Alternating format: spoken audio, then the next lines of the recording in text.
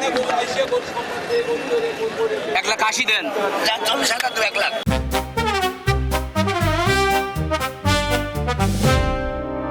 কুরবানির ঈদ যত এগিয়ে আসছে, নাটোরে তত জমে উঠেছে পশুর হাট। তবে নাটোরের হাটগুলোতে স্থানীয় ক্রেতাদের চেয়ে বাইরের জেলার ক্রেতারা গরু কিনছেন বেশি। ঈদ উপলক্ষে ক্রেতা বিক্রেতাদের ভিড়ে মুখরিত নাটোর জেলার 14টি গরুর হাট। জেলার 20,300 খামারি গরু আনছেন হাটে। এখন পর্যন্ত হাটে বেশি দেখা গেছে মাঝারি আকারের গরু। হাটে ওঠা গরুর দাম পড়েছে 80,000 থেকে 2 লাখ টাকা পর্যন্ত। স্থানীয় ক্রেতা ও ব্যবসায়ী ক্রেতাদের দাবি দাম গতবারের চেয়ে এবার বেশি। যে সমস্ত গরু 70-80 সে গরু 1,30,000-1,40,000 গরুর দাম সেরতেছে না, গরু প্রচুর দাম 1,30,000-1,40,000 সে গরু 2 লাখের উপরে চাচ্ছে। দামটা একটু বেশি বেশি লাগেছে ভাই, একটু কম হলে ভালো হতো, বাজার একটু বেশি। বিক্রেতার দাম চাচ্ছে বেশি, সেই হিসাবে আমাদের দামে হচ্ছে না।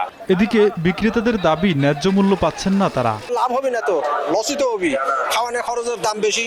কিছু কিছু হওয়ার মধ্যে বাইরে আছে, হয়তো আর একটু বাড়লে কিনা বেচা শুরু হয়ে যাবে। গরুর দাম একটু কম, 1,20,000 চাচ্ছি, করছে হলো 80-90। 35,000 দাম চাইছে, 28,000 দাম দিছে, 95 আছে 40,000 বেশ পকিকের কর। দিন দিন হাটে পশু বিক্রি বাড়ছে বলে জানান হাটের ইজারাদার।